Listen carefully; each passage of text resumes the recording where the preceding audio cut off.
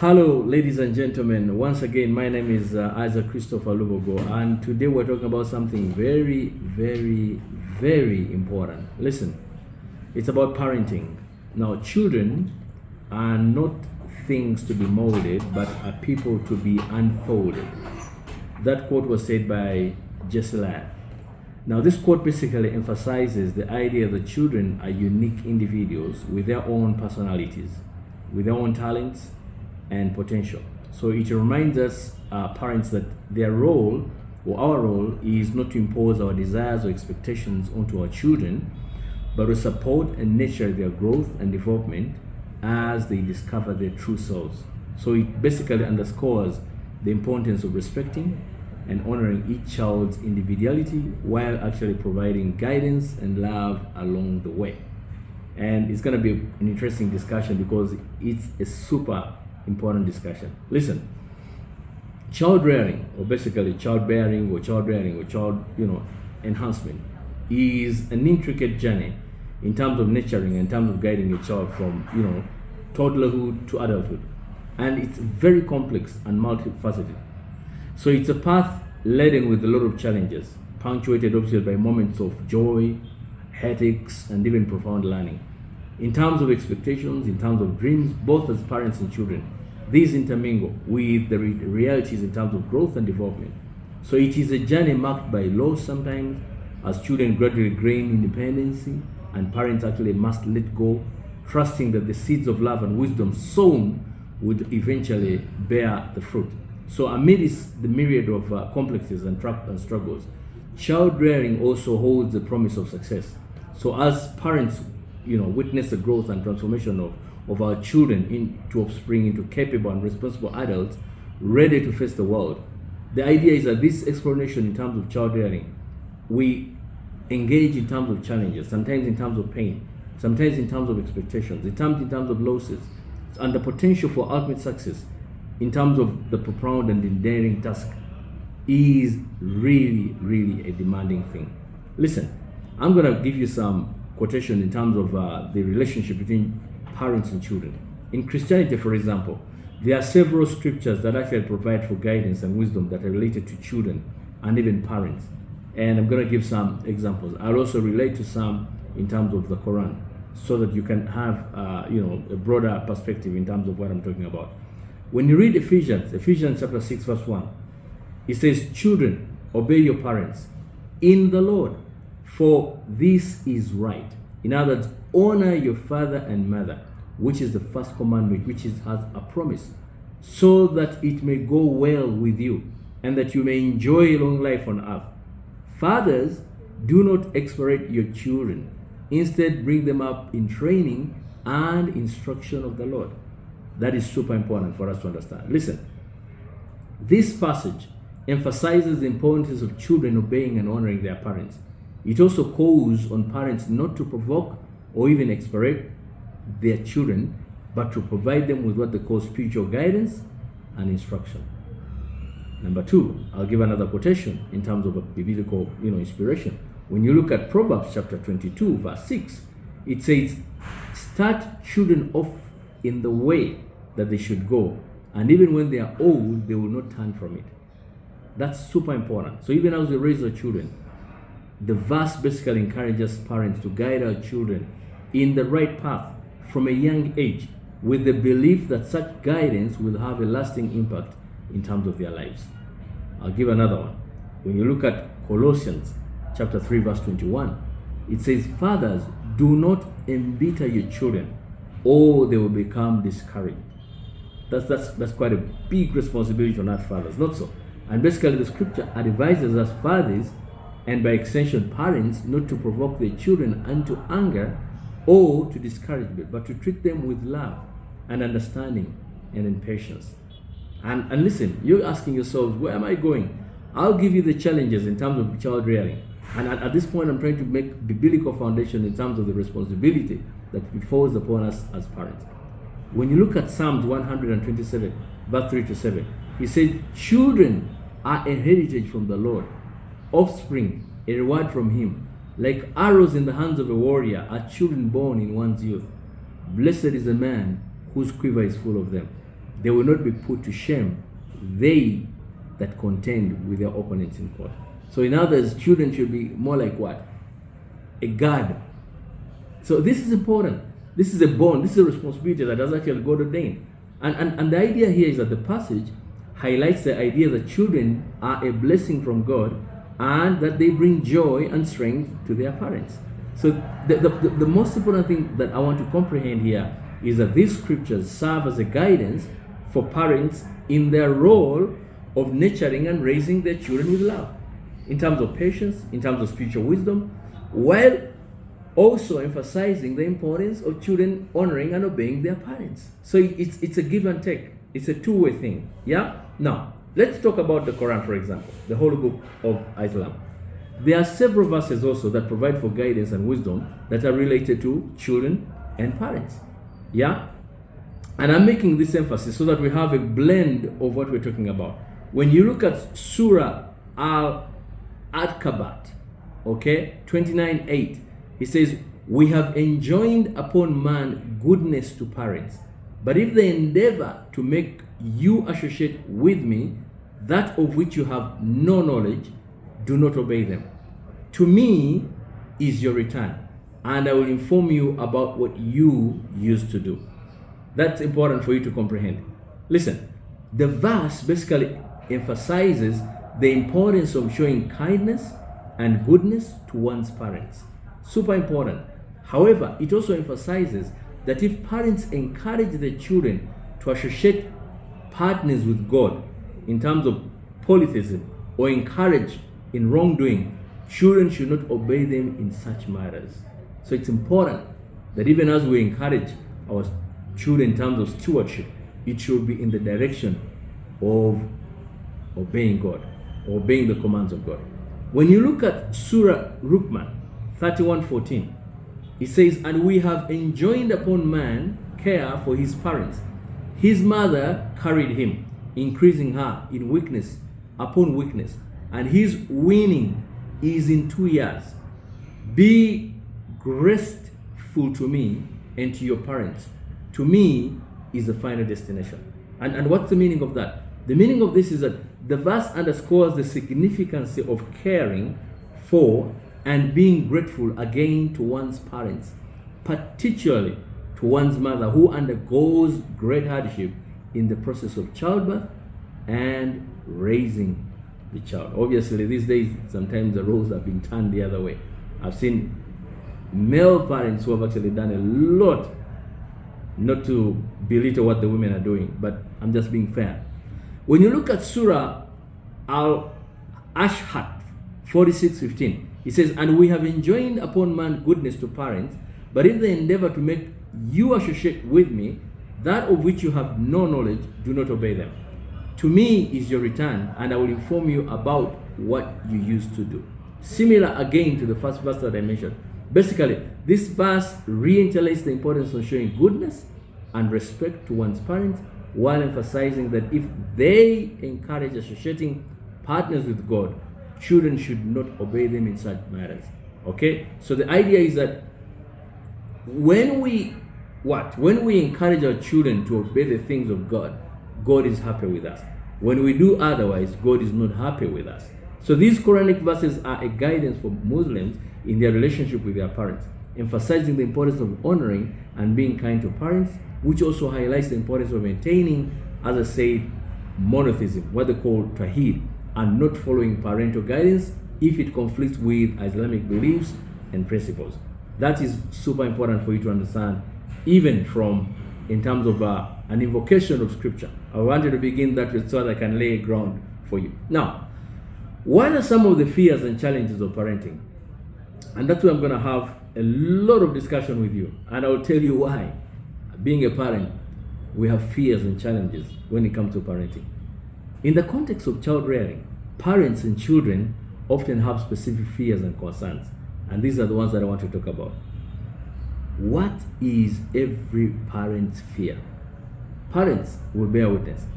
One of the biggest fear, and you children ought to listen to this. Our children, my children ought to listen to this. Every parent's fear number one, is failure as a parent. One of the most common fears parents face is the fear of failing as a parent.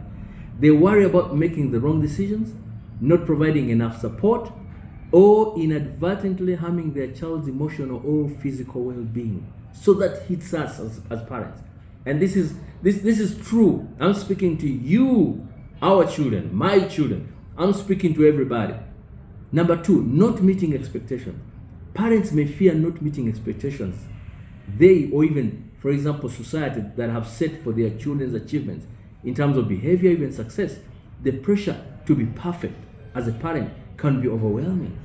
Fear number three, losing connection. Parents fear losing emotional connection with your children as they grow older and become even more independent. They worry about their child distancing themselves and not seeking their guidance in terms of support. That hits us every day, left, right, and center. This is a true confession from a parent. If there's anything, if there's a title to this discourse, it's a true confession from a parent. Okay? We also fear in terms of safety and well-being. Parents fear for our own safety in terms of our well-being, both immediate but also in terms of long-term. Concerns, for example, about accidents, about illnesses, about challenges that our child may face in the world can actually be a constant worry. There's nothing as worrying as a call from somebody saying your child is in trouble. That is our fear. But listen, even children have fears. Let's address some of the fears that children may have. Children fear what they call rejection or disapproval. Children often fear rejection or disapproval from their parents. So they want their parents to love and accept them so that they don't worry about disappointing them. That is good, that's fair. Yeah? And sometimes, yes, we reflect disappointment when we are let down. But fear number two, children fear what they call lack of independence. Yeah? So as children grow, they may fear, a lack of independence and autonomy. Feeling controlled or overly dependent on their parents can become an issue. Yeah? So that's another fear. Fear number three is what they call peer acceptance. Children often fear not fitting in or being accepted by their peers in terms of the so-called social dynamics, in terms of bullying, and the desire to belong can actually create anxiety for many of the children. That's another thing that's extremely worrying in terms of the children. Another aspect in terms of academic or even performance pressure. Yeah? Children may fear academic failure or the pressure to excel in maybe extracurricular activities or even academic, in terms of high expectations from the parents or teachers who can lead them, in terms of what they call performance anxiety. I know that as a parent, I would love my children to be what? Summa cum laude. Yeah? But I know the anxiety that causes to them. So I'm making that confession. Children also fear what they call uncertain failure. As children approach adulthood, they may fear what they call uncertainty in terms of future, including career choices, financial independence, and adult responsibilities. That's another challenge that children do go through. Another aspect is in terms of losing parental support. Yeah, some children actually fear losing their parent support and guidance as they become more independent. So they actually may worry about navigating life challenges without their parents' help. That's another substantive fear that really hits them up. Yeah. So listen, it's important for both parents and children to acknowledge and communicate their fears openly. Understanding each one's fear can actually lead to more empathy and also in terms of supportive relationship. So parents can actually provide what they call reassurance and even safe space for the children and express their concerns, while children can actually work on building trust and even creating what they call open communication with their parents. So ultimately, if we address these fears together, we can actually strengthen this parent-child bond and even help parties navigating the complex of child rearing and even growing up. I'm a parent, my friends, and I know I have confessions, I have apologies, I have challenges as a parent in terms of raising up children. And I know the fear and the pain. And this is my prayer. I'm going to make a prayer with you, but it's also a prayer for my child. Yeah? Perhaps the one I know that is a bit mature. So even as I do this prayer, I'm engaging with each one of you parents. And it's a prayer that goes as follows. Dear Almighty God, I come before you with a heart heavy with worry and fear, seeking your divine intervention and protection for my precious child, my child Zion. And in your infinite wisdom, I entrust Zion into your care. I'm grateful for the gift of her life and the name you bestowed upon her. And I remember the day I prayed for her to have a bright future, to find a way in this world, and to walk the path of righteousness. But dear Lord, I see her struggling, sometimes with doubt and sometimes with uncertainty. And I'm filled with desperation. Just as Abraham pleaded for the righteousness in Sodom, I beg you to save Zion's soul. Let your divine light shine upon her, dispelling the shadows of doubt and the fear that surround her.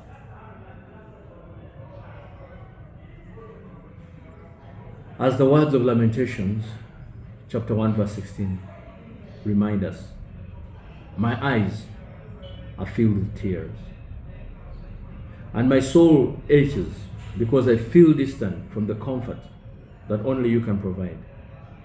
My heart is heavy as I witness the challenge she faces, and I fear that the enemy is prevailing. Please, God Almighty, wrap Zion in your loving arms. Dear Lord, strengthen her faith, guide her steps, and protect her from harm.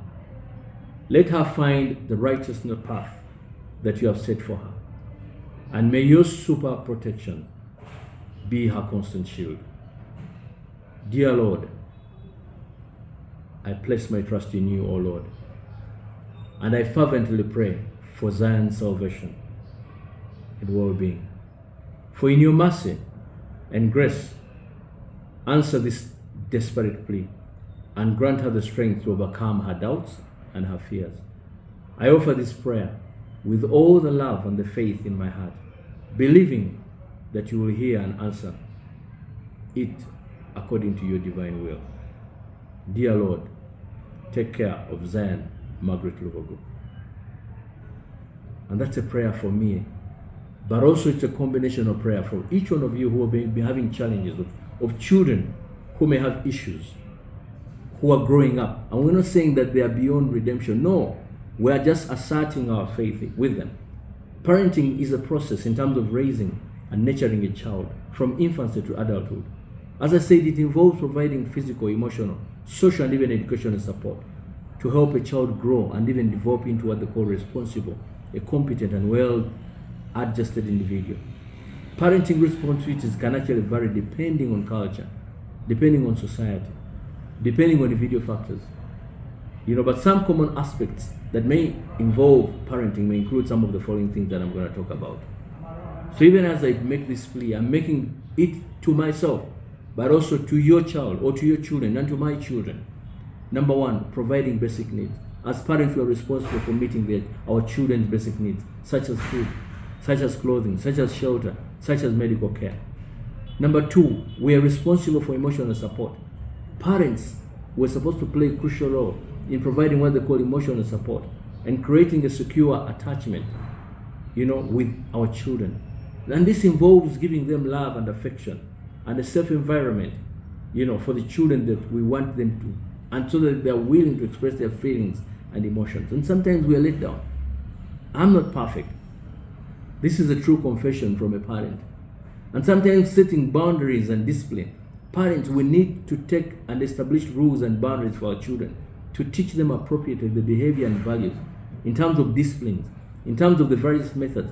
But we should also be fair, consistent, and even age appropriate. That's another important aspect. In terms of education and development, as parents, we are responsible for promoting our children's intellectual and cognitive development by encouraging learning and providing what they call education opportunities and fostering curiosity and creativity. These are things I'm talking about.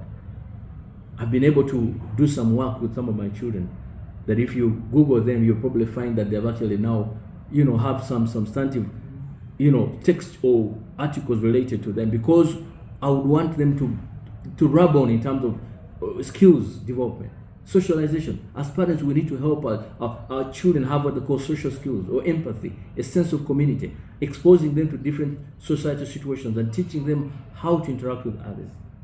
As parents, we're supposed to be role models. Children often learn by observing from us in terms of our behaviors and attitudes. Therefore, parents, you need to play a crucial role in modeling positive behavior and values for our children to emulate. As parents, we need to provide guidance and support. Parents, we need to guide our children through various challenges in terms of offering advice, in terms of supporting them to make decisions, super important decisions, substantive decisions. As parents, we need to have safety and protection for them. Parents, we are responsible for ensuring that our children are safe by taking measures to prevent them from getting accidents and even addressing any other safety concerns. That is something we must do. As parents, we need to encourage them to be independent. It's painful, but sometimes you have to let them go. As children, sometimes you have to let them grow. Parents, we have to gradually encourage them to become more independent and self-reliant, allowing them to take on age-appropriate responsibilities and making their own choices. It was a hard one when my mother had to let me do some independence of sorts. You know, I thought you were like, Mommy, I've gone out, I'm doing this thing, I'm staying away. And she's like, yeah, I kind of like it because it will give you some kind of independence to mature faster. Unconditional love. One of the most important aspects of parenting is expression of what they call unconditional love and acceptance. You know, making children feel valued and even cherished for who they are. And sometimes children misunderstand us when we punish them. Yeah? Or what? Spank them perhaps. Sometimes it's an extension of love in one way or the other. The Lord chastises those he loves, the Bible says. So parenting can be a rewarding and fulfilling experience, but it also comes, as I said, with challenges and responsibilities. So effective parenting involves adaptability, patience, communication, and a commitment to a well-being in terms of development of a child. So it can vary significantly across cultures in terms of individual parenting styles, but the ultimate goal is to raise healthy, happy, and responsible individuals. Sometimes it's not easy. I know one time there's a lady who, after graduating, very well-to-do lady, went and fell on the feet of a pastor friend of mine and cried tears and said, I want to be loved. Sometimes children lack that love from their own parents, and this was just a pastor. So childhood involves challenges in terms of impacting your life, development, some serious issues that you have to deal and relate with your children. Yeah, you have to understand that some children go through serious issues, things like child abuse and neglect. Child abuse, which can actually be physical, even emotional, even sexual, you know, and neglect. So these are grave concerns that have long-lasting physical and psychological effects on our children, ensuring that the safety and the well-being of the children is actually paramount. And that's something we must look out for. In terms of also poverty and socio-economic disparities, yeah, growing up in poverty or even disadvantaged environment can limit a child's access to proper nutrition, for example, or education, or even healthcare, or even other opportunities, which can have a lasting impact in terms of their development and future prospects. That is something, again, we must think about seriously. Yeah. And in terms of parental substance abuse, yeah, substance abuse by parents or even givers can lead to neglect in terms of abusing, in terms of instability in child's life, as well as increase in the risk of addiction and other challenges for the child. I've seen it happen. I've counseled some children who have had substance abuse, and I'm telling you the gravity and the pain that parents go through, and even the children, the regrets that the children later go through. How about aspects in terms of domestic violence? Children exposed to domestic violence in homes can actually suffer emotionally and even psychologically, and can lead to, behavioral problems or a cycle of violence in some of our cases. I mean, we sometimes went through some of these things, but thank God we're able to blend or to go through because of good company, because of a relationship perhaps with religious leaders, in terms of good religious leaders. How about mental issues? Some children can have anxiety, depression. Yeah, substance abuse can impact their ability to provide emotional support and even stable environment in terms of their growth. Yeah, how about child mental health? Children can actually experience, mental health issues like anxiety, as I say, depression, and even behavioral disorders that require attention and treatment. So, even as I said, we speak to you, I speak to myself as a parent, and I make this plea to all of you, parents and children together, including my own children, that please listen, be attentive. Educational challenges, access to quality education and support in terms of learning abilities or special needs is crucial for a child's academic success and even future opportunities. Yeah, bullying and things like peer pressure in schools and even out of school. Sometimes children face bullying or peer pressure, which can have a profound impact on their self-esteem in terms of social development and even mental health. These are issues, my friend, that we need to think about seriously. Yeah? And then aspects to do with technology and screen time. Excessive screen time and exposure of inappropriate content can actually affect our children's physical ability and also their cognitive development and social skills. And that's a big problem. Social media is a big problem. Kids don't have time for parents. Parents don't have time for kids. They're 24/7 on our phones. How about aspects to do with cyberbullying and online safety? In this digital age, children may experience cyberbullying and encounter even online risks that can actually harm their emotional well-being. Yeah, and that's something you have to understand. I mean, I had two children or students, university, who called me and they were just on the verge of committing suicide. I had to counsel them and tell them, listen, look at the other side of the world. You know, how about family structure and stability? Challenges in family structure such as divorce and separation can actually be challenging for children, and maintaining stable family relationship is crucial. So in spite of the fact that you may not be going on with your partner or your mother, father, please let this not spill over the children. And children understand that sometimes that is life. How about child safety in terms of accidents? Accidental injuries and safety hazards can pose significant risks in terms of children, making them, what they call child-proofing, and even vigilant supervision is extremely important. I cannot overestimate or even emphasize substance abuse and peer pressure. Yeah? Adolescents face pressure in terms of experimenting with drugs and alcohol, leading to substance abuse and issues. How about things to do with teen pregnancy and sexual health? Teenage pregnancy can have serious consequences for both young parents and even their children, impacting their education and care prospects and even emotional well-being. I had a friend of mine, a young student, who came to me and said, I have this organization called I was not yet ready, because she had issues during COVID time. And I'm praying for her and said, you can make it. Go back to, you finish your school, you're going to make it. How about online predators and internet safety? Ensuring that children are safe from online predators and aware of internet safety practices that are crucial in this digital age. These issues require a combination of supportive policies, access to resources, parental guidance, community involvement. It's a question of everybody's child. Sometimes when I have issues, I talk to almost everyone around me to help me, because I know it's a question of everybody's child. Yeah?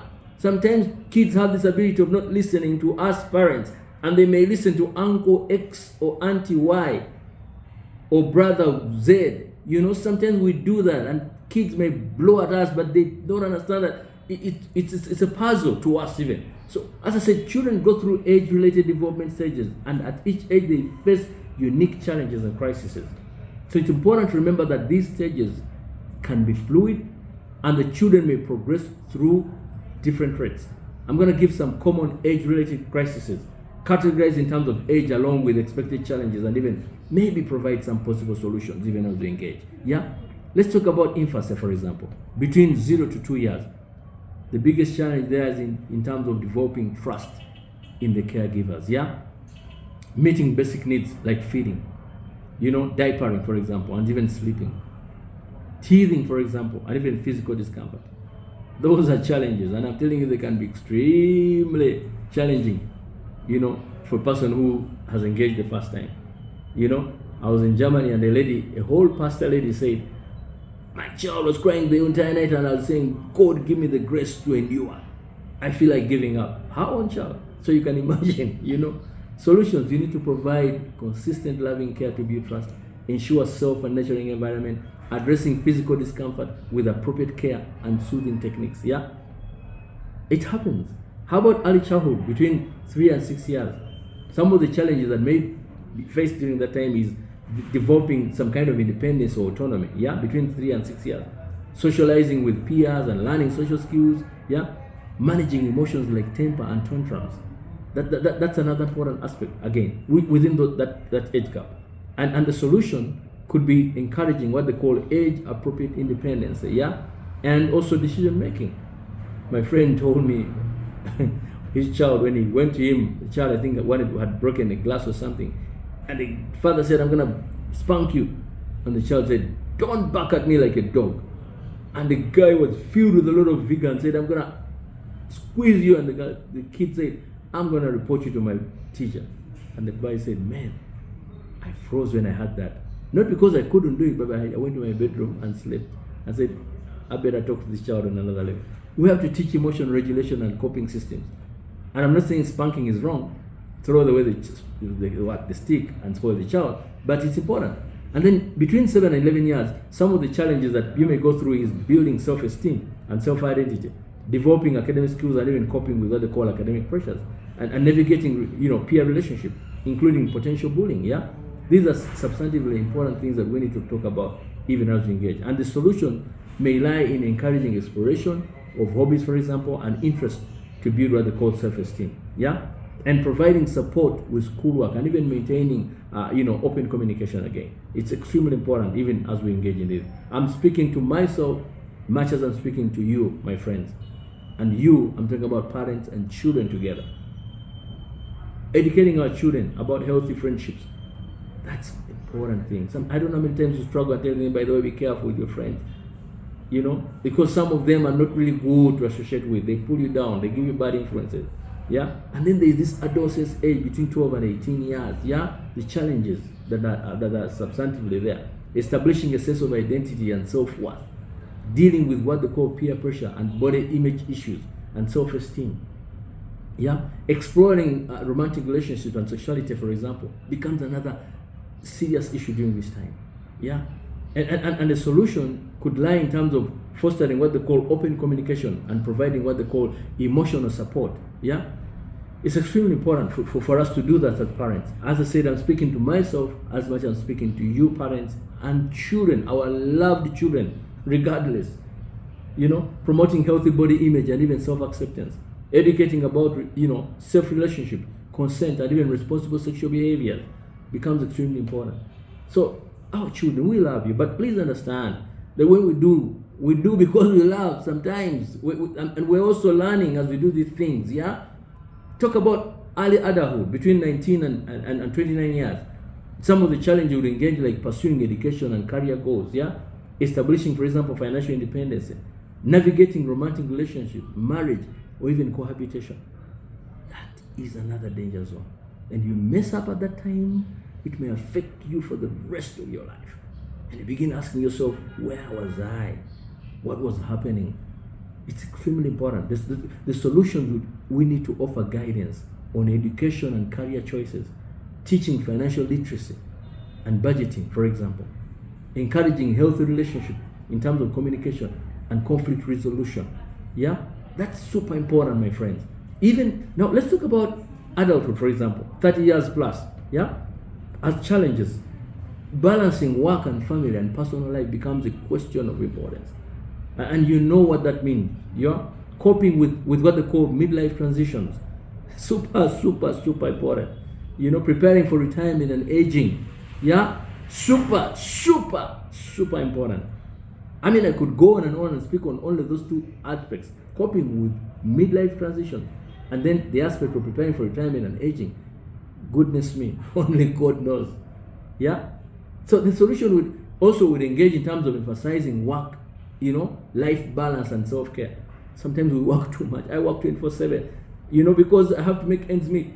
I have to seeking support in terms of professional, especially for midlife challenges. Yeah, planning for retirement and maintaining social connections when you're, aging, but aging healthily is another aspect. That's another important that worries us as parents as well. Yeah, so it is essential, as I said, for parents and even caregivers to adapt their support and guidance to specific needs, of children at each development stage. Yeah, so maintaining open and respectful communication, providing appropriate resources, and offering loving and even nurturing environment can actually help, our children to navigate these age-related challenges successfully. Additionally, seeking professional help, may actually help, may be necessary in terms of, or beneficial in terms of addressing some issues that become more complex. I've seen turnovers where people have actually transformed their lives. Sometimes we have people we admire, the likes of Barack Obama, but they were smokers and drinkers and they transformed their lives. Even Bush Jr., remember? Yeah. So it's all, people can change their lives. You can transform your life. But I'm gonna mention some common psychological issues that are associated with child rearing, some psychological issues. And as a child, I want you to relate with this, but I'm speaking to you for healing. Please listen. Parental stress and burnout. The demands of raising children, including sleepless nights, constant caregiving, and juggling of work and family response, can lead to high levels of stress and burnout of parents. I am a parent that I can relate to what I am saying. And as a parent, it's important for me to prioritize and self-care. Last time I had a call from friends said, you need to care for yourself much as you need to care for your children. You need to have support. Sometimes support from family is extremely important. Yeah? So we sometimes sharing responsibilities of our children with other friends or family members may be helpful. Not all of them, but some who are really there for you anyway. Yeah? Not all of them may comprehend. And then there's what we call postpartum depression. So some mothers experience postpartum depression, a mood disorder that can occur after giving birth. Symptoms may actually include feelings of sadness or irritability and a sense of detachment from the baby.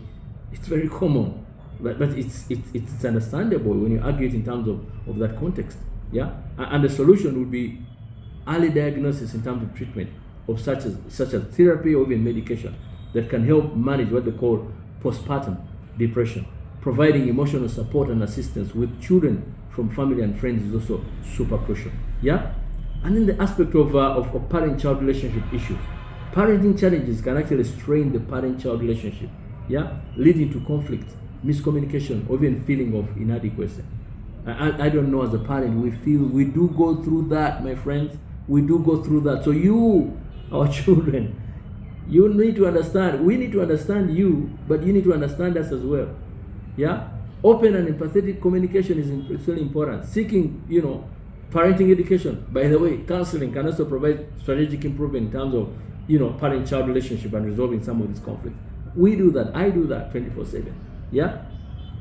Child behavior issues, for example, children may actually exhibit what they call behavior problems, such as temper tantrums, defiance, or withdrawals, that can be extremely challenging for parents to actually address effectively.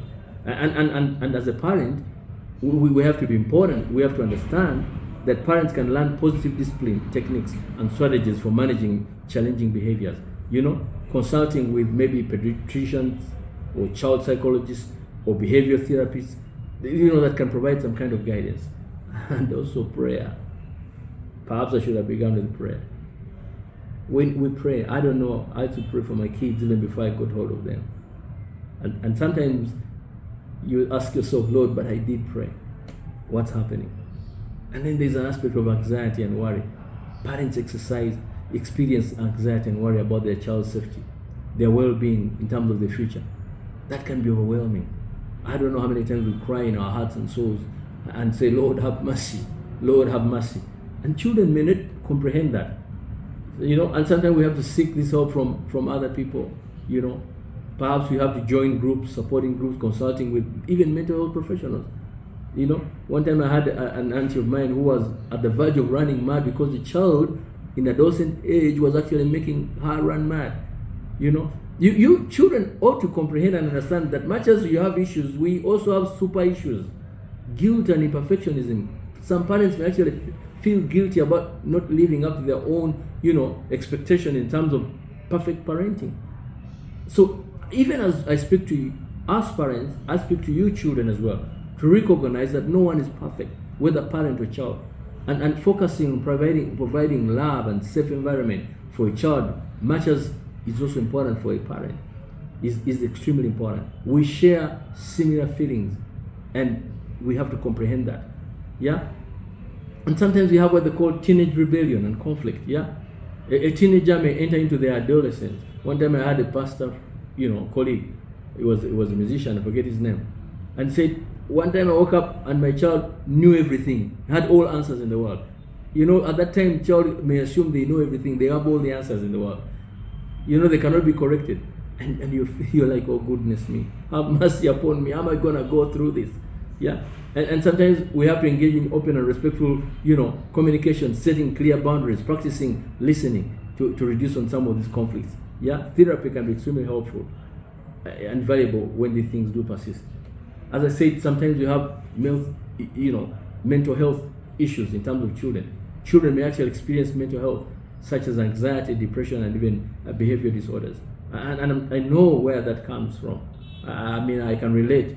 I've seen some of these challenges in my own life. So it's important to seek, as I said, sometimes psychological or even psychiatric help, prayer help perhaps, and sometimes you pray that, and without being non-judgmental perhaps, knowing that, by the way, I may have also gone through the same problem.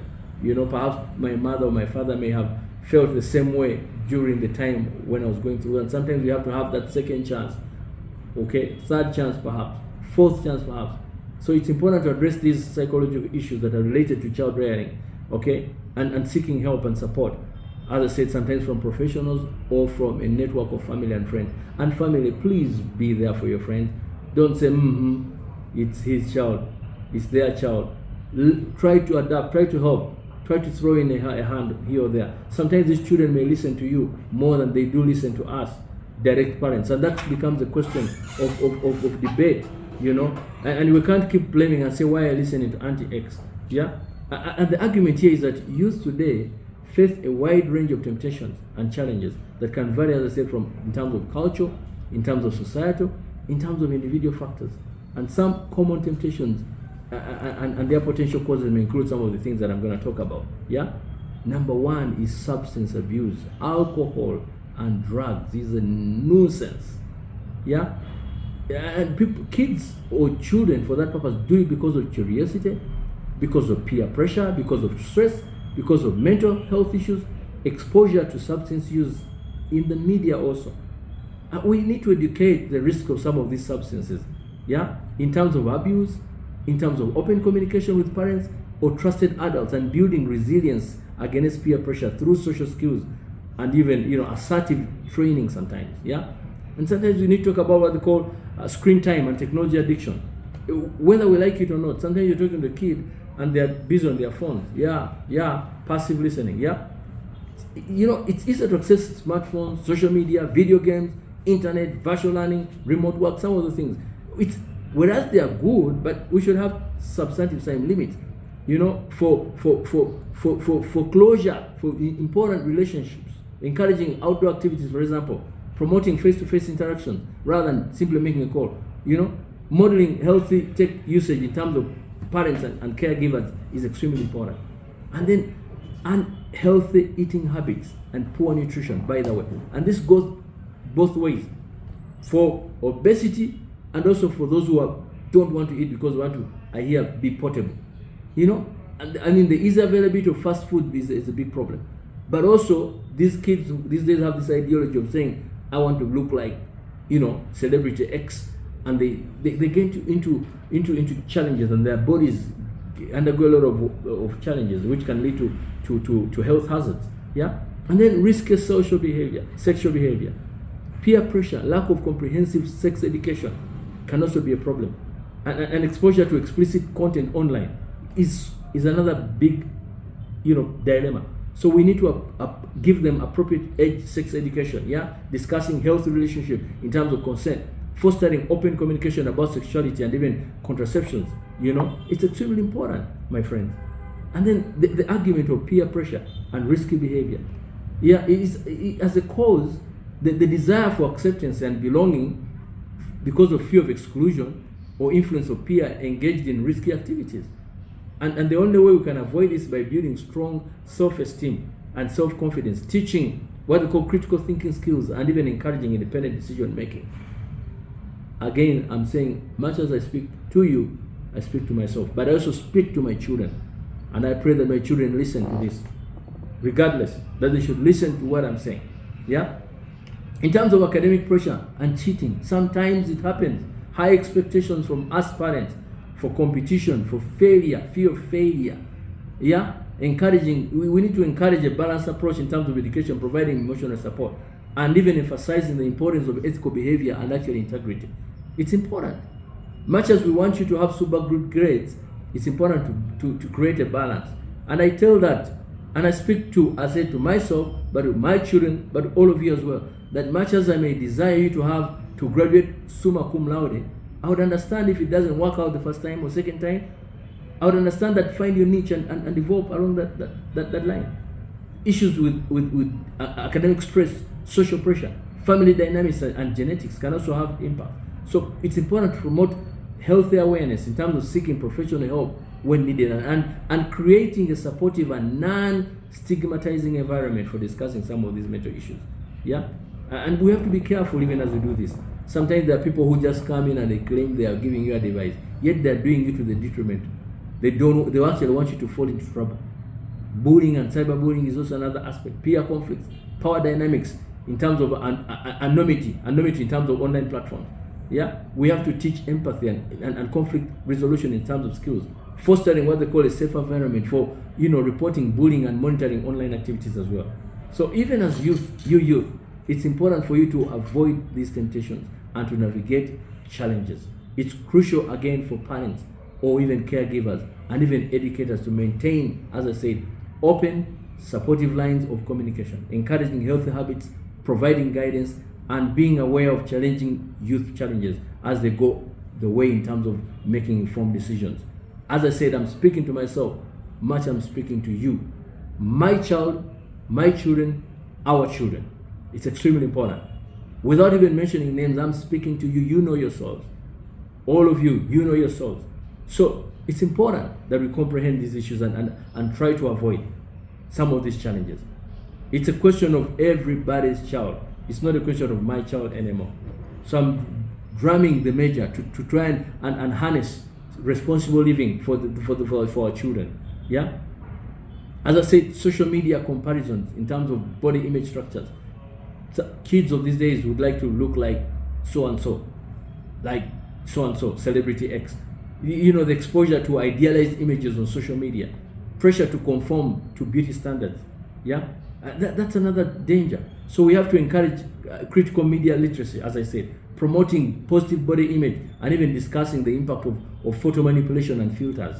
That is another aspect that we need to really think about deeply. Yeah, and in aspects in terms of gaming and internet addiction. Yeah, when you talk about, people look at it in terms of escapism or social connections in terms of online gaming communities, easy access to the internet. Yeah, and the argument here is that we have to set boundaries on gaming and even internet use, and encouraging other hobbies and interests, and seeking professional help in case of addictions. There's a kid one time who posted that he was celebrating and said, "Oh, hallelujah, I have finished 12 hours without going to the internet," and it felt that was a miracle according to them. He said that I've conquered. I should be enlisted in the Guinness Book of Records. How about aspects to do with gang involvement and criminal activity? That's another one. Lack of positive role models, neighborhood influences, socio-economic factors. Providing strong financial guidance in terms of involvement, connecting youth with mentorship programs and positive community resources can be extremely important. Yeah, into issues like poverty and inequality. Yeah, and then this argument of sexual exploitation and online predators, as I said, that's another serious angle that we have to understand and comprehend. Online interaction, yeah, lack of awareness and susceptibility in terms of manipulation. And our children, you need to understand that some of us have been there, and we know when we tell you that this is wrong, please comprehend. Yeah, we need to educate you about online safety, monitoring online activities, and fostering open communication about your online experiences. And there are people there who are ready to just, muzzle you and take hold of you. Then the aspect of materialism and consumerism is another one. Advertising and social messages promoting material wealth and status is another aspect. I want to have iPhone X, I want to have iPhone 14, I want to do that, I want to have the best thing. So we need to teach our kids values of gratitude and contentment, promoting experiences, over possessions, and settling realistic expectations about consumerism. I would love my kids, I give them the best, yes, but be realistic at that age or at that time. And because the things keep changing. When iPhone 2 came, we thought we had it. Now it's on 15, And then how about civic responsibility? The argument of talking about lack of awareness in terms of interest, social issues, feeling disconnected from community. We need to encourage youth in, volunteering, engaging in community services, learning about important social and political issues, as well as, modeling activity and citizenship. I engage my children to do some kind of writing with me. Yeah, we co-author some books with them, as I said, so that tomorrow, they will have something to rely on. Their legacy will not die without having someone to look at it at a later time. Yeah. How about academic dishonesty and plagiarism?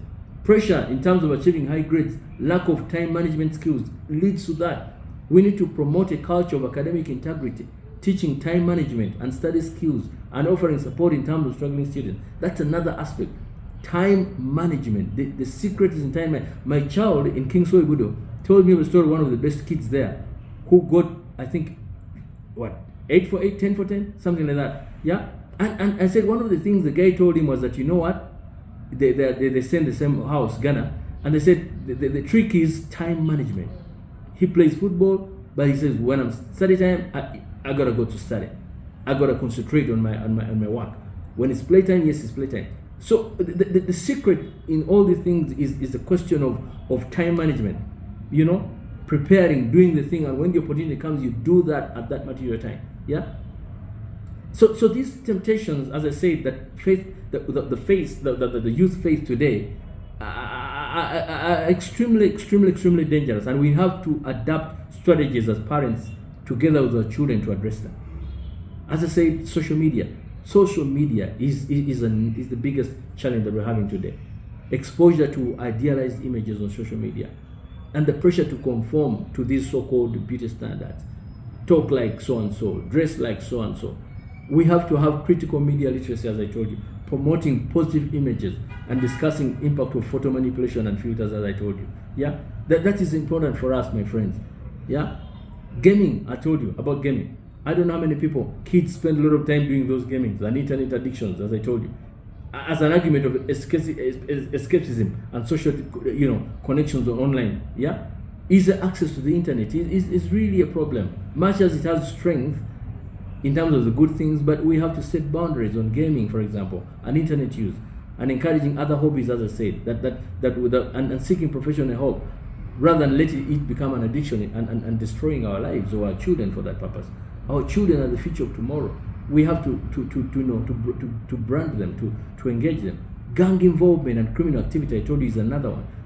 If we don't have right positive models, who is your mentor, for example? Who is your model? What books do you read? What movies do you watch? What music do you listen to? What movies do you watch? All those aspects have an interplay in terms of what becomes of us. Subconsciously, the media is trained to throw out, information that kind of gets you hooked and, kind of affects you subconsciously without you knowing. I talked about sexual exploitations and online predators, online interactions, lack of awareness, susceptibility to manipulation. With this kind of internet age, there's a lot of things that are going on in the internet, and it's extremely important. I know we have parental guidance on some of these Netflix and these other whatever movie channels, but we have to be more realistic and more direct when we're handling some of these issues, because kids have learned to manipulate them. Yeah, I mean, I cannot overemphasize materialism and consumerism. I just told you that. Advertising and media messages promoting material wealth and statuses. Yeah, this ideology of bragging, as you have certain dresses or certain perfumes at the expense of your life. Sometimes kids go a long way to get these things which are gonna vanish in a second. What does it profit a man to win the entire world and lose their own soul at the end of the day? We love good things, but we have to be realistic, as I say. And the argument of civic engagement, social responsibility. What am I doing to help my society? Yeah? Civic lack of awareness in terms of interest in social issues, feeling disconnected from community can be super dangerous. Some of the things that I do right now is because I have a responsibility to my brother by speaking to them. So those who subscribe to the YouTube, listen and get good content. Yeah? As I said, aspects of honesty. Charity begins at home. Even as we engage and tell our kids to behave honestly. Some kids learn from us. I had a friend of mine when we were still kids, who came to me and said, "Can you imagine my father is, abusing me and doing this? I've not performed well, but it's the very guy who comes to me and tells me, he was a headmaster. The father was a headmaster, and says, can you, scribble this signature of the Barca here on this check? Copy it so it looks like the same." And says he actually manipulates they're dead, so you cannot follow them up anymore. The parents. But that's that. What lesson are we teaching for our kids? In all honesty, what lessons are we teaching our kids? So some parents even go the long way of branding their kids so that they can become, sexually attractive to certain individuals because of their wealth and stuff like that. Yeah, these are things I'm talking about, and these are terrible issues even in terms of parenting. But as I said, it's a question that we have to do. It's a nexus between, and how I wish government or policies can be strengthened in terms of this. We have educational programs on radios, on TVs, so that we can teach the youth. So it's necessary, as I said, for both parents and kids, even sometimes to apologize to our kids when we have made mistakes. Yeah? And we realize that we have actually made. What are some of the reasons? Why do we need, for example, to apologize to our children when we have actually made mistakes, against them perhaps? Yeah? Because when we do that, we create what they call modeling accountability. When parents apologize, they demonstrate to their children that everyone makes mistakes, including adults. And this teaches children the importance of taking responsibility for their actions and acknowledging when they are wrong. Acknowledging when I have no shyness in apologizing to my child or to my daughter or to my son. I say, I am sorry. It's important. It also argues it's an aspect of respect and empathy. Apologizing to a child shows respect for their feelings and experiences. It validates their emotions and even demonstrates empathy, helping them to feel heard and even understood. And say, yes, even as I speak to you today, I do apologize to my children for anything that I may have inadvertently done. How about it? It also helps in aspect of building trust. Apologizing helps to build trust within the parent relationship. Yeah, children are more likely to trust and respect parents who admit their mistakes and strive to actually make amends. Yeah, it also teaches our children what they call conflict resolution. So apologizing is a fundamental part of conflict resolution. So when we parents do apologize, we actually teach our children how to resolve conflicts peacefully and how to repair these relationships. I know I've had issues with my children, and many times, especially the older one or the eldest perhaps, but I mean, sometimes I say, you know what, I did this, but I'm sorry, but it is intended for you to do ABCD. Communication as a skill. Apologizing is a form of effective communication. It sets a positive example for children how to express themselves honestly and respectfully. Yeah? And as I said, I speak to myself much as I speak to you, parents, and to our children, and to my children. Emotional involvement. When you apologize, apologies can actually help children process their own emotions and learn how to forgive and move forward in challenging situations. I don't want to say, I was raised by a mother, and I know what my mother went through to raise me up to what I am today. And she never told me to hate these, in spite of the differences she had with some people. She set a good example for me not to have that bitterness and hate. Dr. King taught us right, that I choose love because love is a lighter burden than hate. So I choose love. There's what I call losing by winning by losing, what they call a given paradox. Yeah? So it's important for parents, as I say, to say, I'm sorry for yelling at you earlier, or I was frustrated, or I was wrong, I did this, I'll try my best to be calmer or more respectful. And this kind of apology demonstrates accountability and commitment in terms of positive challenge. So even as I speak, as I said, I do apologize to my children or to my child, regardless of whatever I may have done, inadvertently or rightly. Sometimes, as I said, we are overwhelmed by the pain and the pressure because we're like, I don't want you to go through the trouble. So when you apologize, you give your child a benefit. Yeah, you strengthen that relationship, that bond. You foster healthy and respectful communication in terms of a family environment. So it is important, my friends, as parents, that we should apologize to our children when they have made a mistake and acted inappropriately, okay, or hurt their child's feelings. So as I said, I'm going to give some guidelines on when and how to apologize to our children. And as I said, even as I do this, I speak to you, my child, to you, Zion, my daughter, to everybody who has a child, so that we learn when to apologize. When you have made a mistake, if you have made a mistake, such as yelling or being impatient or making unfair judgment, it is important to apologize. It is important for both ends, by the way. Yeah? When you have hurt their feelings, yeah? If your actions or words have hurt a child's emotions, apologize for causing that pain. So yes, I do apologize, in all honesty. But as I say, it's a two-way traffic. Yeah, when you have broken a promise, for example, if you have made a promise to your child and you couldn't keep it, it's important to apologize for not following through and explaining why. That is important. Yeah, when you have been unfair, you have treated one's child unfairly compared to other siblings, for example, or even made an unjust decision, apologize for that unfairness. It's very common, and as a parent, it's important for you to comprehend that. Don't feel shy away from that. Yeah. So how do you apologize to your child? Number one, be sincere. Ensure that your apology is sincere and heartfelt. Children often sense when the apology is actually insincere. Just like humanity, humans do sense that. And we have 1,001 ways of doing that. Yeah? And then use their name. Address your child by their name when apologizing, which can actually make the apology more personal and even more impactful.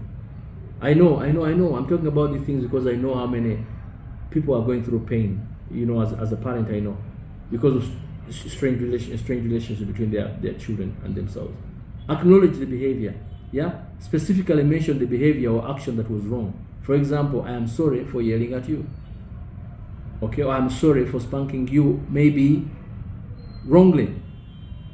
Although spanking shouldn't be wrong, especially if it's done for the right cause anyway. Yeah? Expressing remorse, expressing genuine remorse and regret for your behavior, showing empathy for how your actions may have made your child feel is extremely important. Then the aspect of taking responsibility, full responsibility for your actions, and even avoid making excuses by saying, I was wrong, it is important, So sometimes we have to comprehend these things. As I said, it's a two-way traffic. It's a very difficult topic, but extremely important. And it takes only God for people to see inside our hearts.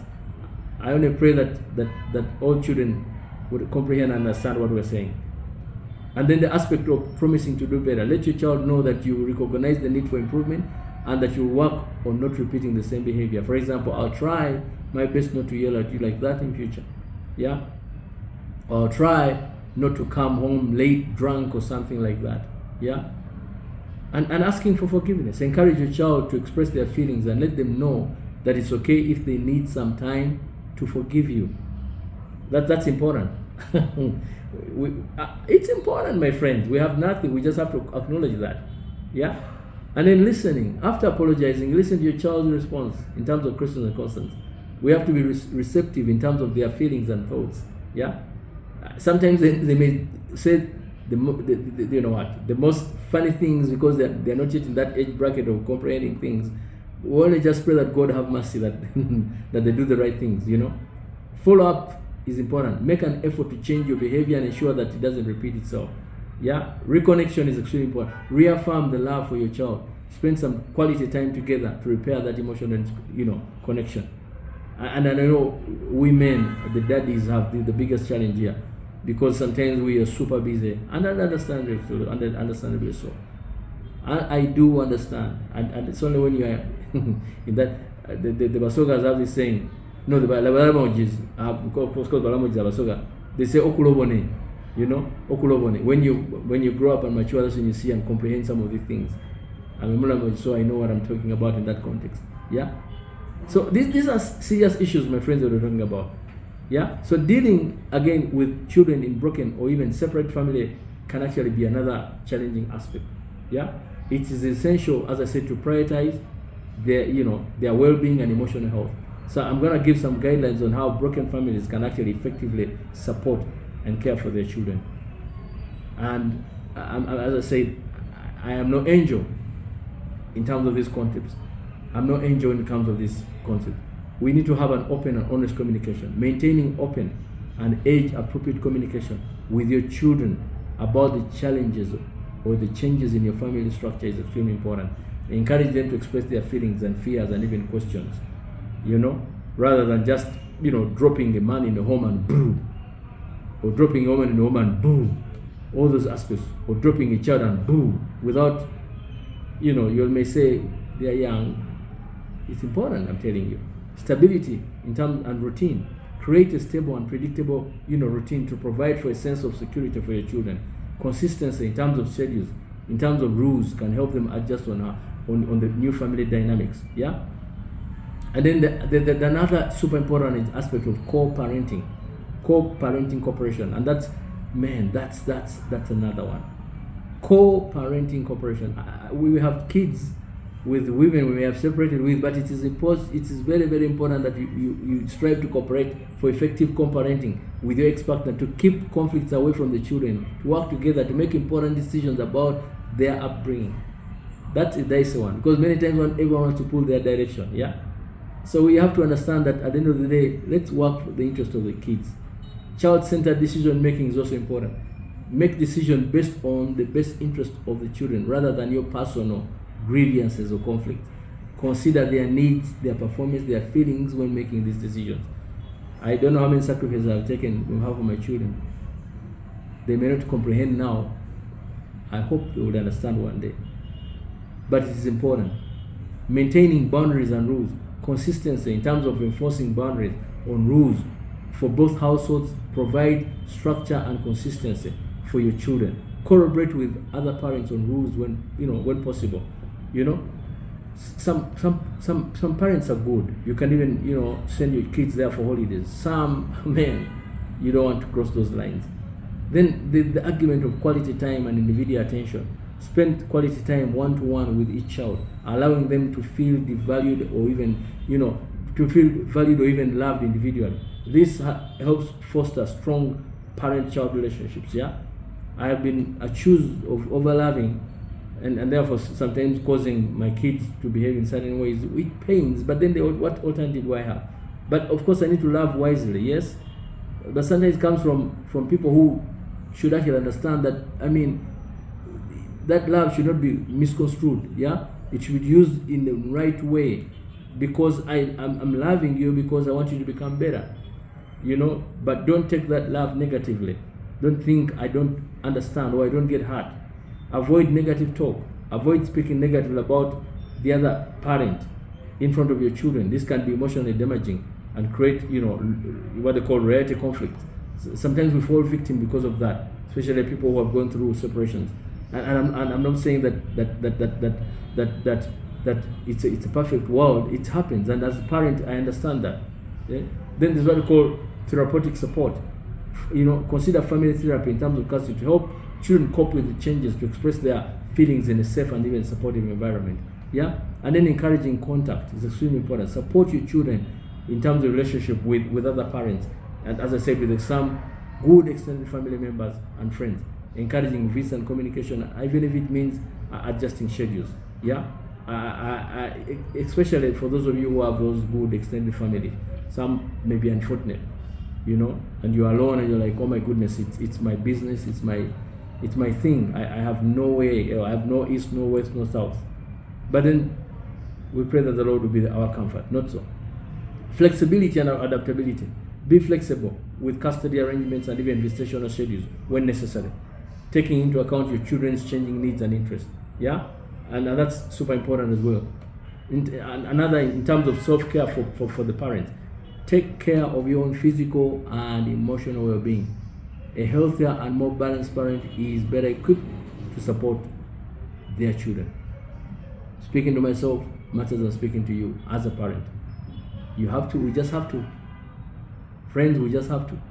Otherwise, if we lose it, we're gone and they're gone. And sometimes it may involve legal agreements, for example, ensuring legal agreements regarding custody or even support in place, or followed to prevent confusion and conflicts. And even wills at a certain time. Yeah, in the event that of your demise, to avoid some of those conflicts that may spill over. And then professional guidance is extremely important. If you're struggling to navigate in terms of co-parenting, or your child is experiencing significant emotional distress, consider seeking what they call guidance from family therapists and counselors and even mediators. In terms of that. So as I said, remember that the needs of children in broken families can actually vary depending on their age and even personality. So we need to tailor our approaches in terms of meeting unique needs of every child, and to be patient as they adjust to these new family dynamics. Providing supportive and even loving environment is extremely important, helping them to thrive despite the challenges of being or living in a broken family. I mean, we're all victims somehow of such, and we have to comprehend that. We have to comprehend that we are living, the world itself is a mess. it's a pity world, like they say. So sometimes parents may actually be hurt also by various behaviors or situations involving their children. And these hurts can actually vary depending on individual circumstances and relationship. Yeah? And I'm going to give some examples of some of those heartaches that the parents go through or struggle in terms of day to day. So that you children, you also understand that we also feel the pain. Rebellion and defiance, you hurt us. Children, when you rebel against your parents, against our values in terms of rules, authority, it can be emotionally painful for us parents. Yeah? And as doing that, we have to try as much as possible to maintain communication, to listen, yes, to your perspective, but to set clear and responsible boundaries, to choose your battles wisely and seeking help. If rebellion is extreme or persistent, it becomes a problem. And that's something we really feel so bad about. And then the aspect of lack of communication. There is nothing that hurts a parent if their child is not communicating with them. I did that one time when I was a young kid with my mother, and I was then talking to her. I said, "You're behaving so bad, but my enemies do that to me, and you're also doing that to me." I had to open up, So we parents feel shut out when you don't talk to them. So create a non-judgmental space for your child, yes, and we have to be patient and show interest in terms of their interests and concerns. Avoid excessive questioning and give them time and privacy when they need it. Both ways, my friend, both ways. I'm speaking much for the children, but I'm also speaking much for us parents because I know what we go through. This respectful behavior kills us. Yeah, when you exhibit this respectful behavior, it can be hurtful and frustrating for us parents. And dealing with it, addressing this respectful behavior calmly but firmly, and also model respectful behavior and teaching our children the importance of respectful relationships is also important. How I wish they learn fast. Sometimes take a lot of time and we feel like dying. Yeah, substance abuse or risky behavior. Yeah, discovering that your child is involved in substance abuse or risky behavior can be deeply distressing. Dealing with it is extreme. I don't know how many parents I've seen who have had these issues, and you just only weep with them. So sometimes it's important to seek professional help, yeah, so that you have emotional support and encouraging them to make more healthy choices in terms of offering guidance. I am a parent and I know kids or our children, you don't know what we go through. You just do not know what we go through. Yet we kind of know what you have gone through in a way. Yeah, academic struggles. Parents may feel disappointed or worried when their children face academic challenges. Ask us. So even as we offer academic support, we seek, to help you. We use every effort. We want you to have good grades. We want you to graduate. Sometimes and then you're like, goodness me, how I wish. There's an old friend of mine, a preacher, a lady who says, she's a Musoga, said, "Wosikembuzi, mwene mbuzi endala gweruma." Meaning, when you're pulling your goat to take it to eat grass, it's like it's struggling, doesn't want, but you're actually wanting it to get some food. Yeah. Relationships, conflict, and estrangement between parents and other children can be deeply painful. Being open to reconciliation and communication, apologizing as I said when necessary, seeking professional family therapy can be very helpful. The rift is severe. Don't create that rift. I've seen it happen. Kids block their parents. I wouldn't want that. I would never do that to my mother or my father. I would never. Maybe especially maybe if they're extreme, I would understand those extremities. Yes, but then if they're not that extreme, then you have to learn that it's important because you depend on them. My mother is deceased now. My father is deceased now, but I still miss them. I still think, how I wish my mother was there. How I wish my father was there. Maybe they will tell me this. Maybe they will do this for me. Yeah. In spite of the fact that I'm independent. So you cannot simply say that I don't need that guy anymore. Ask us. Ask us, and then you'll know that you need them for the rest of your life. Yeah? Peer pressure and negative influences. Even parents, we also go through peer pressure. I don't know how many times some friends have told me, ignore that fella. ignore that child. Let that child be as an example to the others. Deliberately fail them, make them. Such are words that come from people, even those who are very close. But then you say, oh, maybe they'll make it. Let's give them a chance. Let's give them a chance. Maybe we are in such a situation. So we maybe let's build their self-esteem. And children, when we do that to you, we are flesh and blood. Understand that. You sometimes you're like, oh, mommy does that. My mother forgot my birthday. My father forgot. You know all those aspects. Please understand that you are human beings at the end of the day. We are human beings at the end of the day, and we are all family. And it is important that we comprehend one another. It is important that we support one another. It's important that we pray for one another. I was supervising a student at master's level, and she dedicated her dissertation to her dad. And I told her, how about your mother? She said, I'm doing this because my father was there for me. Every time I go to retake, he told me, you can make it, don't give her paid fees. I was touched, you know. I was touched. Even in relationships, sibling conflict is another aspect that you need to watch out for, by the way. Sibling conflict. When siblings constantly fight to have, in strained relationship, this can be distressing for parents. And dealing with it can be an issue.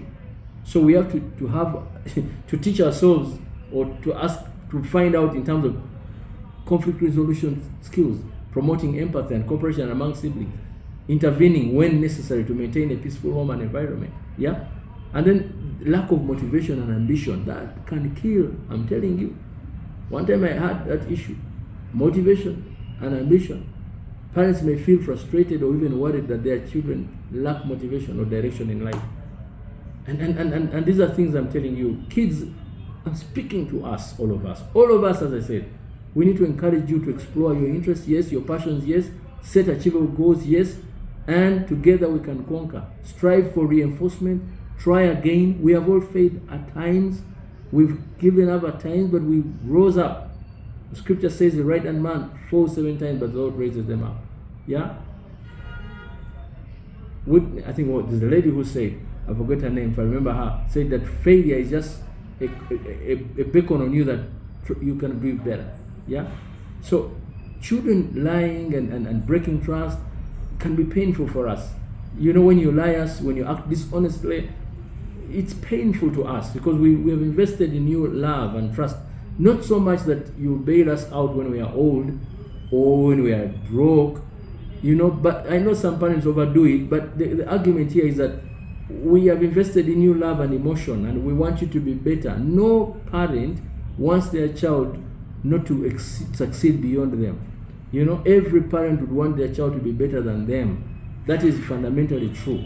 So even as we sometimes set these paths or become so hard, like we say, it's because we want you, in all honesty, to become better in life. Or because we have gone through this and we know that you're not going to make it, or, sometimes it needs a little bit of patience to get into that time when you get hold of something and then you're free to do what you want. Resentment and regret. Parents experience feelings of resentment and regret related to our children, such as regrets about past decisions or even perceived unfairness. That kills us. Sometimes because some people have planted certain wrong seeds into our kids, and it goes for us parents, the things that we tell our children, Tata oye ali what, therefore this, Mama oye ali what, and then the children, without going into depth, they just run with that, And then the aspect of identity and gender issues. Yeah, parents may have difficulty accepting or understanding their children's gender identity or sexual orientation. For Africa, it's a no-go. I will agree, and I'm saying it's a no-go. For Africa, it's a no-go. I wouldn't want it. I wouldn't love it as a parent. I'm telling you that from the word go, regardless of so-called human rights, as understood today. But I understand if parents have those challenges. I do understand, and I do empathize, and do understand some of those who have accepted their kids that way. I do understand, and I may not blame them because of the trend, because of the world.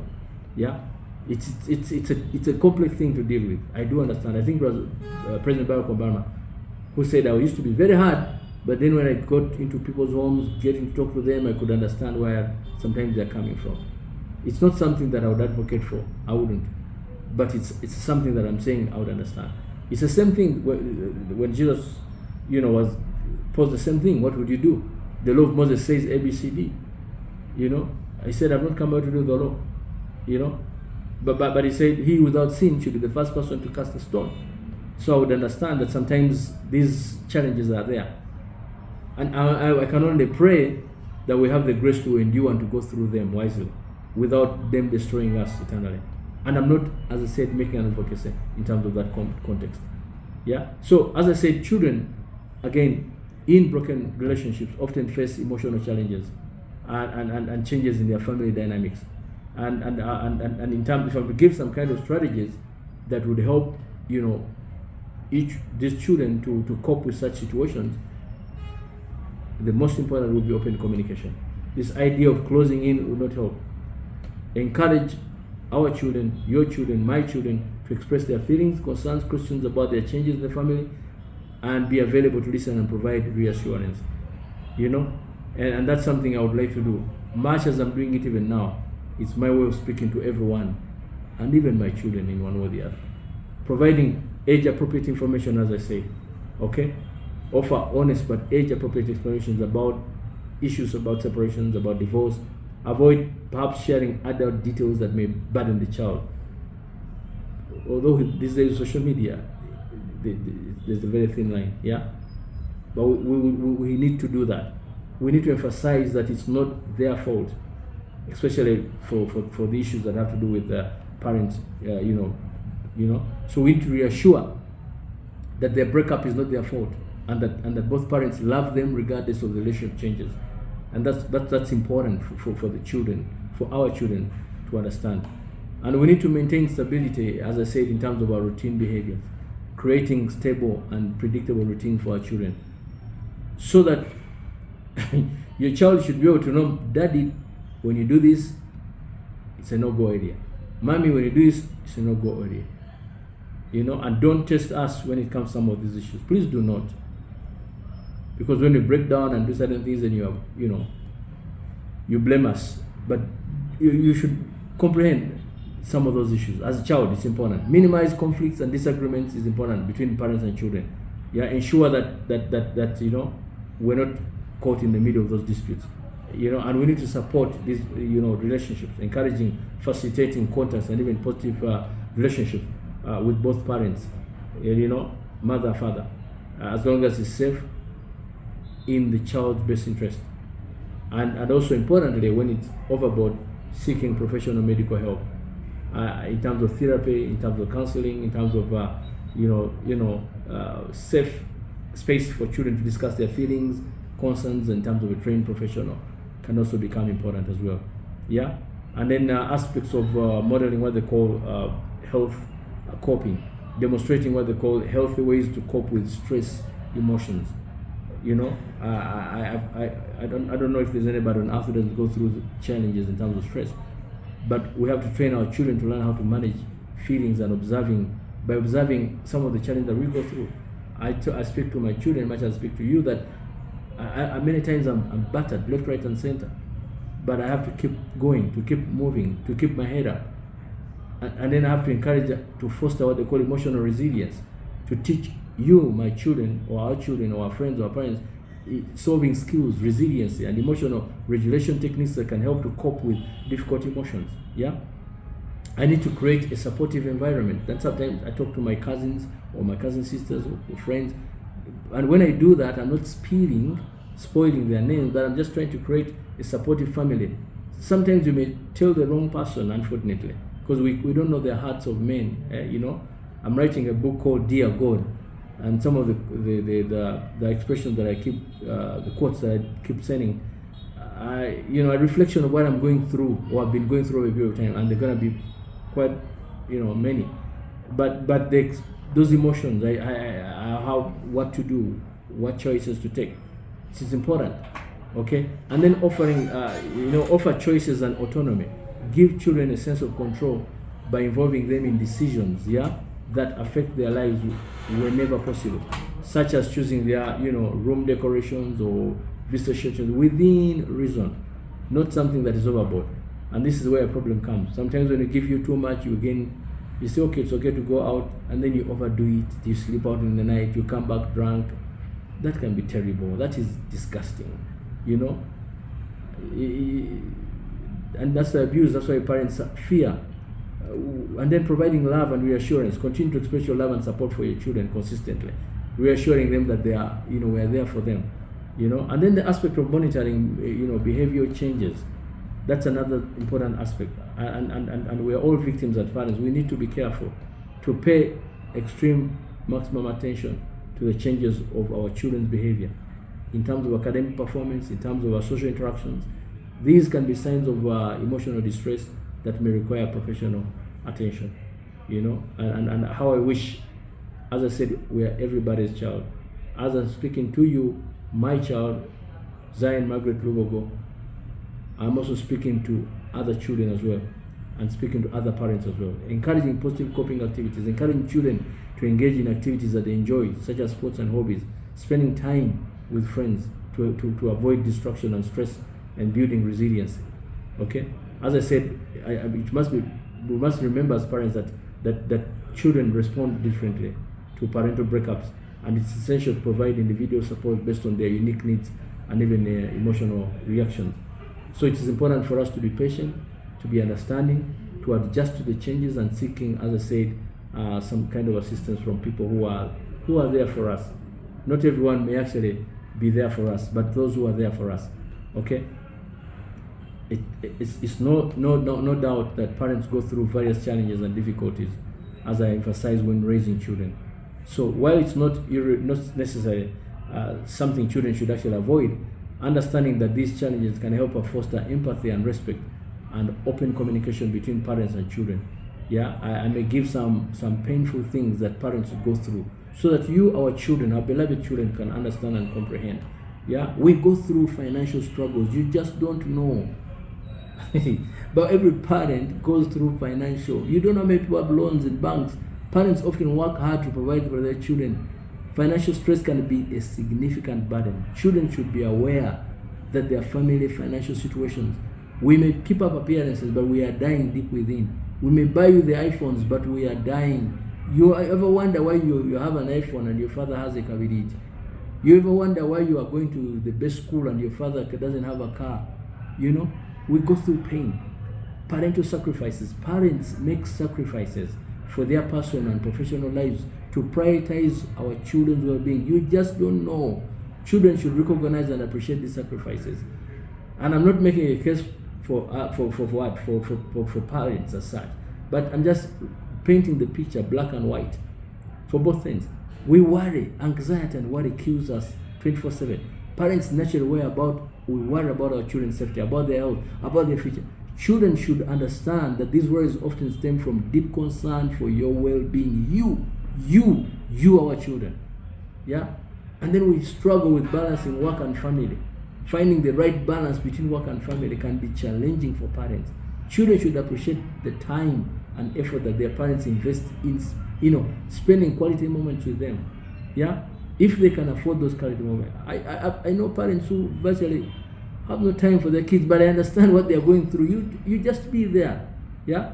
Like the Balomo, you say, Okuloboni. Yeah? Then the aspect of parental exhaustion. Raising children can actually be physical and emotionally exhausting, leading to parental burnouts.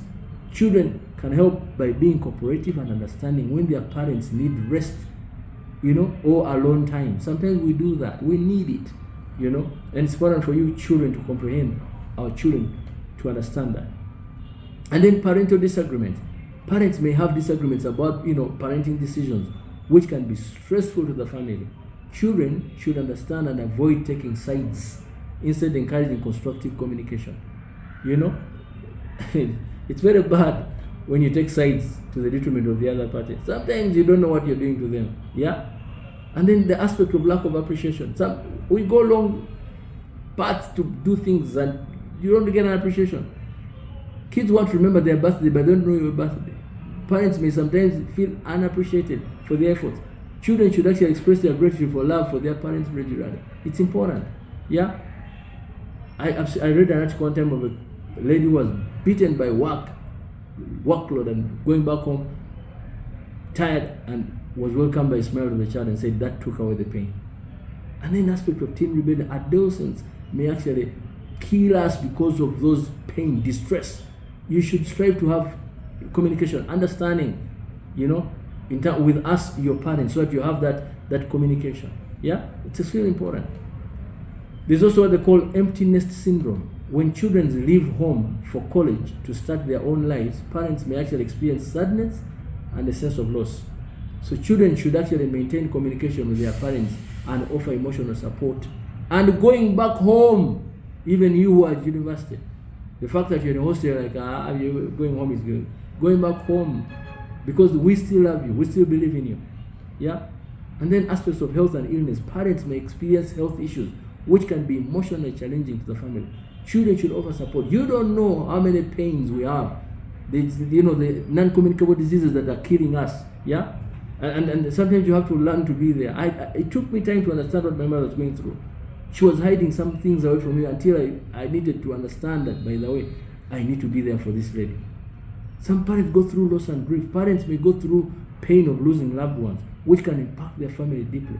Children should be empathetic and provide emotional support during these times. The fact that God has given you a ability to grow and become an adult doesn't mean that to hell with my parents. Parents go through what they call loneliness. Some parents may feel lonely, are isolated, or rejected, especially if they lack a strong support network. Children should foster strong connections and encourage their parents to maintain this friendship. That lady, I think, there's a lady who, was it Babidi, I think, who sang that song, Mama, yeah, beckoning us to remember our mothers, So while it is not realistic for children to avoid these challenges for their parents, they can contribute positively in terms of a family dynamic by demonstrating understanding, empathy, and appreciation for their parents' efforts and struggles. As I said, effective communication and emotional support can be very key in terms of maintaining healthy parent-child relationships. Yeah? It's very important, my friends. It's a two-way traffic, as I told you. When you're talking about this aspect of parenting, it's not only one side. It's easier for me to simply say, kids, A, B, C, D, but you don't know the other side. You just do not know the other side. The other side may actually be more sick than this side. And that's the point I'm trying to say. And I'm not underestimating this side. Educational challenges. Parents may face difficulties in helping their children with their education, such as navigating school systems, homework stress, or even learning abilities. Children can be patient sometimes to learn that their needs and challenges in school, can be met maybe at school or perhaps with their parents, if possible. Yeah. Mental health issues. Parents may experience their own mental health struggles, such as depression, anxiety. Children should be understanding to avoid stigmatizing mental health, and encouraging their parents to seek professional help if needed.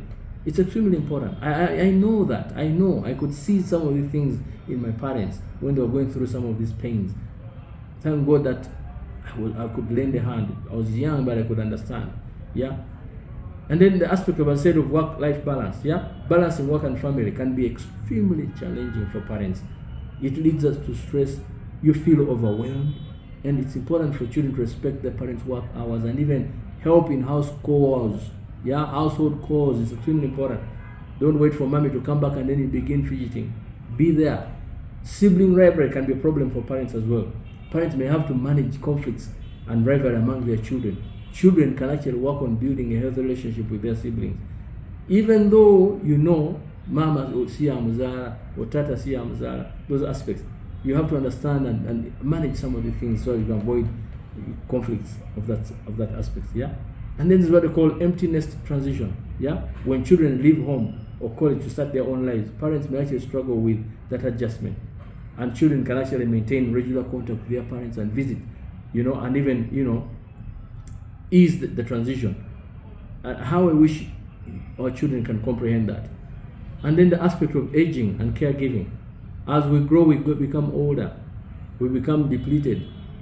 We enter diminishing return. So parents require care and support, in that age. Children should actually offer assistance in terms of daily tasks, accompanying, them to medical appointments and ensuring that they have comfortable, living environments. I don't know if you comprehend what I'm saying, but I'm speaking to myself much as I'm speaking to you, my daughter, much as I'm speaking to everybody's daughter or everybody's son or everybody's child for that purpose.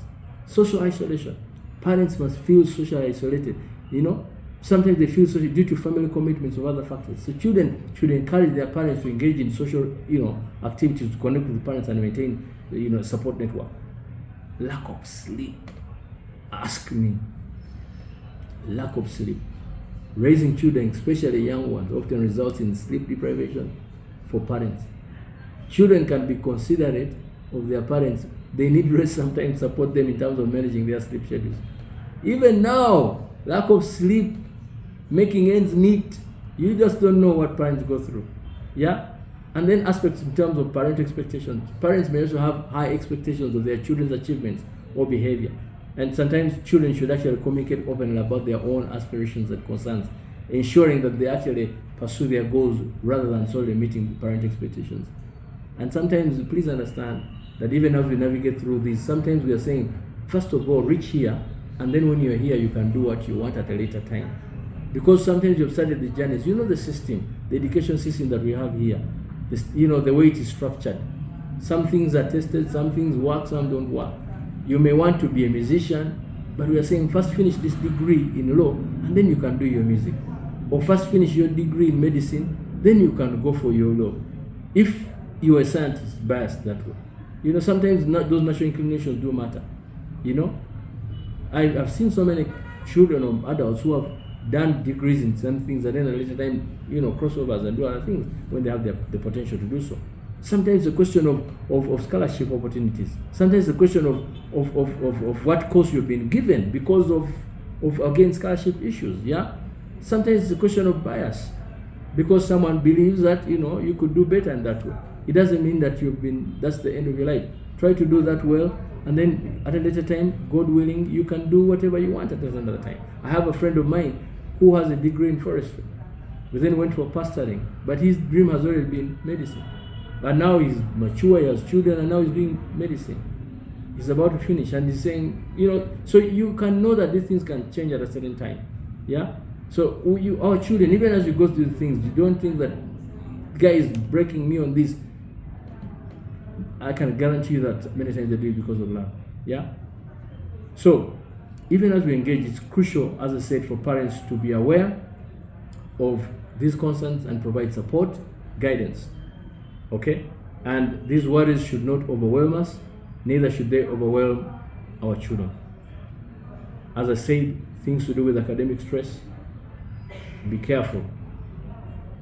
Academic pressure, including homework, exams, grades, can cause stress for our children, much as they also cause stress for us as parents.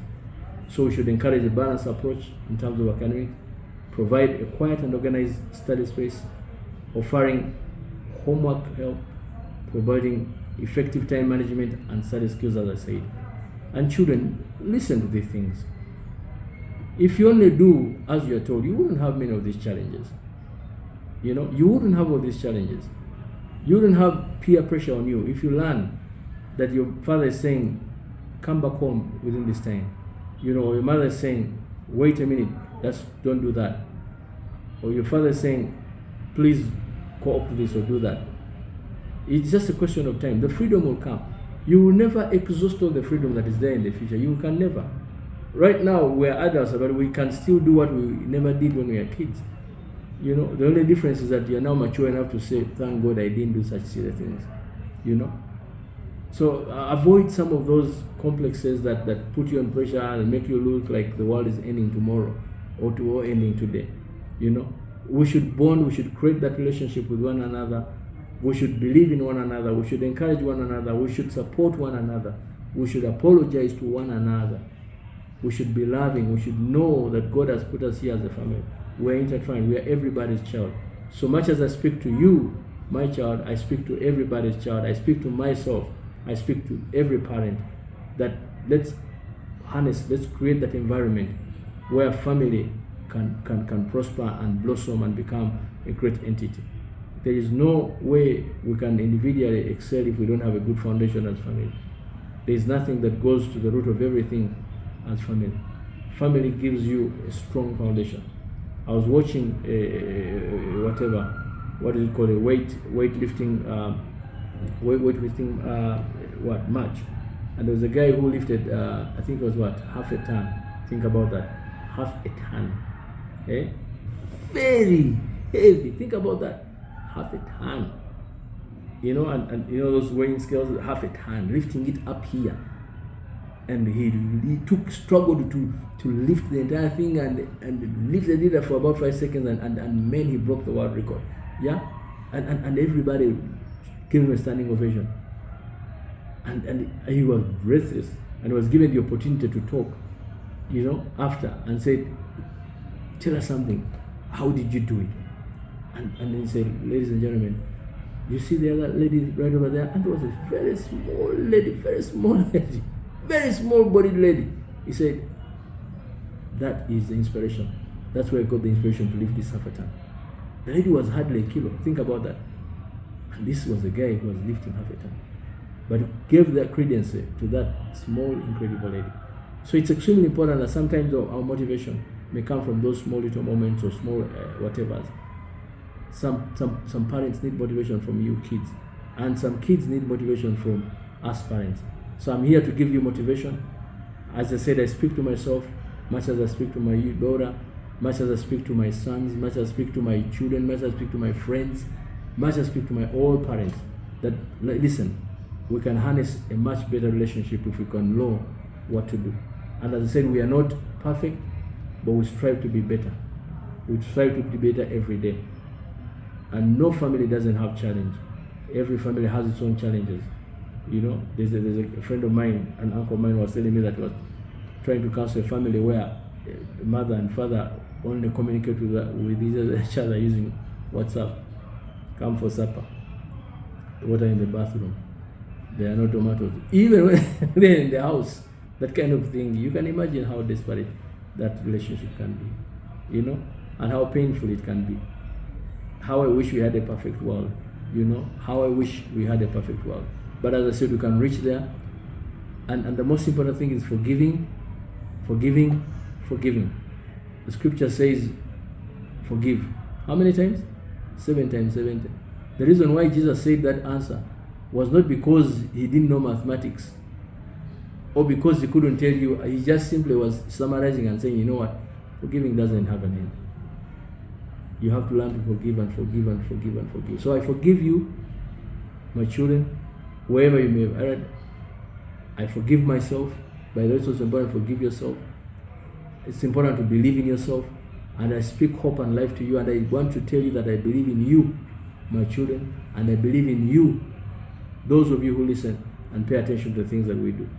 As you transit from one, stage to another, I know that God will give you the ability. Greater is He that is in you than He that is in the world. And you can do all things, like the Word of God says, through Christ Jesus that strengthens you. So, my friends, take refuge in faith. Take refuge that this is a journey. Life is a journey, not a destination. That is something you must understand. Life is a journey, not a destination. So even as you engage in day-to-day activities, please remember that it's a journey, and one day you'll surprise yourself. Some of the people who have been best in terms of the future, in terms of changing their destinies, are people who have had very, very shaky backgrounds, by the way. Okay, and so you just have to believe that that's not the end of the world. I talk to you, my child, that this is not the end of the world, regardless of whatever challenge or whoever challenge, or whatever challenge you may be going through. This is not the end of the world. This is just a stepping stone for you to say, by the way, I can do better. By the way, I can be better. By the way, I can excel. It's a question of you challenging yourself and believing in yourself. So I believe in you, know that. I love you, know that. And I pray for you, know that. So as I said, I speak to you, my daughter, but I speak to everyone in that communication. Once again, I thank you for your attention. God bless you. My name is Isaac Christopher Lubogo. And blessings, blessings, and blessings. You will overcome. Thank you so much. I'll take leave for now.